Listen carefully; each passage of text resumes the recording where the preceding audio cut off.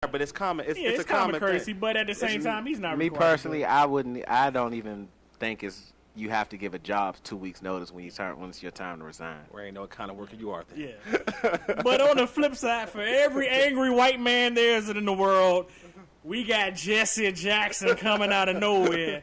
Watch your mouth, Jesse. Jesse, he did a lot for us, man. He killed Martin Luther King. Exactly. And Jesse ain't got no job. He called out. But He called out the as president. far as the Jesse Jackson comments, I mean, I don't really think they were really necessary. And he's entitled to his own opinion. But what he was talking about, I think it was he kind of took it to like way off the court a little bit. But I know you want to get a little in depth on that one, though, Will. Yeah. Actually, I have a quote from Jesse Jackson's statement, and I quote Jesse Jackson. His feelings of betrayal personify slave master mentality. He sees LeBron as a runaway slave. This is an owner-employee relationship between business partners, and LeBron honored his contract. I think slave master is the wrong word in this statement. I think Dan Gilbert's statement personifies how he feels about his employees, not just the players of Cleveland Cavaliers, but people in that organization, and also probably people that work for him at Quicken Loans. Man, where was Jesse Jackson when Mike Brown got fired? That's a good question. You. Where was Jesse Jackson when Mike Brown got fired? That's another black coach that's gone. Where was he at? But, to be honest with you, I think it wasn't nothing racist. It was more of an angry owner that, that showed his true colors for us towards his players and maybe even his employees. I don't think anything as far as racism should even been involved in the conversation. We talking, and when it comes to sports owners and players, the only thing that makes sense is dollars and championships. Yeah. Ain't no such thing as racism in professional sports to me, because where else do you find guys 20, 21 years old that makes $100 million with very limited education? So I think as far as racism and that wise, and the NBA, there's black coaches everywhere right now in the NBA. Right. So you can't really pull a lot of race cards in the NBA that's going on right now. We talk about Jesse Jackson. You raised a valid point, Fish. Where was he at when Mike Brown got fired? He was nowhere to be found. This is a high-profile situation. Who comes out? Jesse Jackson. The guy's a joke. The same guy who had comments about Barack Obama, President Barack Obama, off air that was taped. The man's a joke. It wasn't using slave. If Bill Cosby ain't saying whatever, it, I ain't gonna believe it. I go with Bill Cosby. I ain't with Jesse. It's just a joke. Jesse Jackson, Al Sharpton, nah, man. Jesse exactly Al Sharpton as well. But Jesse Jackson's a joke. He's a joke. He's not Martin. He's not Martin, man. He won't be in the Boondocks. Just get him out of here, man. But we gonna keep it going after we jump into this commercial break. We got more to talk about as far as the LeBron James in Miami and what direction Miami's going to be going when we come back. But first, let's jump into that commercial break. I think Jesse want to have a drink with us anyway. I heard he liked gin. That's what my man Stan down Eastern Shore was like. Jesse Jackson love him some gin. So we're going to jump into that commercial break. This is President Barack Obama. In the story of America, the greatest chapters are moments of challenge, when we see people serving their country and one another. Volunteers who step forward into hospital corridors and church basements, along levees and fire lines. And the next chapter is yours to help write. Sign up to volunteer at usaservice.org. That's usaservice.org. Let's renew America together. A message from Renew America Together, brought to you by the Ad Council. Man, I don't know what's up with that Bama Jesse Jackson, though, man. He be tripping. He be hating on LeBron. Oh, Barack. Matter of fact, we should call Barack up right now. And say let me do that real quick. Go ahead and call him up. Okay, hold on. I got.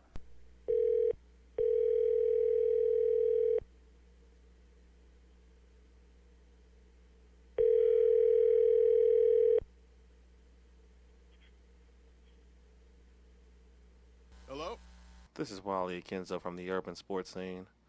Oh, hey. President Obama, what do you think about Jesse Jackson? He's a jackass. Welcome back. Oh, yeah, man, how you doing? You good? I know you like that. I know you like that. How long you been back, man? I see the girls in the club, they getting wild for me. And all the pretty chicks all wanna smile at me. These rap cats, man, they all got this style. Welcome back to the Urban Sports Scene. We had to take a quick break. We had to talk to Barack Obama because, we in D.C. We handle business around here. We do big things, but we're going to still jump on with that LeBron, Miami. Three Kings, everything that's going down in South Beach. What direction you think Miami's going to take as far as who they're going to bring in to play with these guys? Right now, we're hearing reports of Udonis Haslam's re-signing up with them. Mike Miller's going to sign with the Heat. Ilgauskas is coming down there with a 2-year deal. I mean, you think they're going in the right direction with these guys coming down there? I think they are going in the right direction, getting 3 veterans that have won some in the league. Mm-hmm. I do think there's one more area they need to address, and that's that backup point guard position. Yeah. I know they were trying to sign Derek Fisher, but he's going back to the Lakers for less money. So as far as I'm concerned, the options are pretty thin out there as far as available free agent point guards. Who do you think would be a good fit for the Wally? See, when it comes the Heat, they have LeBron James, they have Dwayne Wade. So we know really those two individuals will have the ball in their hands for most of the games. So basically what I think they need is more of a point guard, not a passing point guard. We're talking about a guy who can probably spot up and shoot kind of point guard. So I'm thinking I've heard reports of them looking up the guy from Notre Dame a couple years ago. He was on their roster, Quinn. They've actually wanted to try him out. A guy that Miami picked up as far as that's in their summer league right now is Shire from Duke, that's a good pickup. which is a good pickup. But I think what Miami would probably really need, I guess, is probably that 2 or that 3 that's really a defensive guy.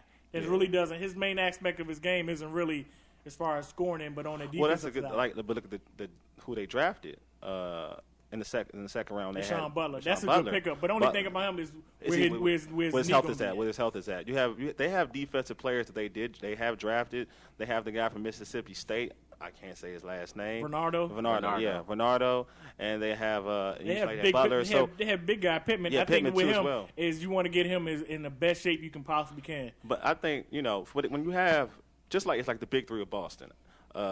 No one thought Big Baby was going to amount to anything. He was a second-round pick. No one thought he would amount to anything. Rondo was just going to be a serviceable point guard. They just need people who are going to fit their roles on the team. They can get another hard-nosed big man, that'll be okay. They already signed Anthony. Anthony's that kind of player for him anyway. The rumor, I'm also hearing another rumor is as far as Brad Miller from That's Chicago, a good pickup too. which would be a great pickup. But I think the problem with them getting Brad Miller would be dollars-wise. Yeah. He may be a little bit too expensive for him. To me, their best way of going through things is obviously, they're their own bargaining chip. The big 3 are their own, the 3 Kings, whatever. They're their own bargaining chip, so they can go and obviously pitch to certain players that they should play with. They should play with them, or another route that I think they should go by if they can't get veteran players, because obviously they have to take the minimum. These good veteran players have to take the minimum. Not everybody's going to do that. They might be better off signing undrafted rookie free agents. Well, I think if Shire can come in and play, you got one guy, because they have 3 second-round picks, so that's 4 young guys right there. Mm-hmm. And I think as long as they can be able to stock their team with legitimate big men, big bodies, because you have to realize, LeBron can pretty much play about 3 positions by himself. Dwayne Wade can play. Bosh can play 2 positions by himself, and if they want to go big or small, the versatility of these guys really helps them out. And you still have Chalmers there, you still have Anthony. You have guys that really fit. Mike Miller, he's your 3-point shooter. Hopefully he can stay healthy. Haslam, he's the guy that bangs. Ilgauskas, he's your 5. He's your big man. Yeah. You probably want somebody that backs him up that really is going to dispel him a little bit. Who you got anybody over there with? The one guy who I thought would be a good fit looks like he's going to sign with LA. That's Roger Bell. I think his 3-point shooting and his toughness on defense is something that would have really helped the Heat, especially in the playoffs come down the stretch, if they are able to make a championship run. At one point, I was going to say Shaq, but I don't think that because you have Dwayne Wade and LeBron James, both of them are 2 guys that slash, that like to get into the lane. Shaq takes up a lot of space in the lane, and he would congest the lane. So I think Ilgauskas, for what his game is a good fit for those guys because he's a spot-up outside shooter, but he really doesn't. It's a lot to be wanted on the defensive end from him. Say you make your own little list of free agents out there. Who do you think would be better suited to go to Miami if money was an option for him? Or if the player wasn't thinking about money issues. I think 2 guys Roger Bell and Derek Fisher were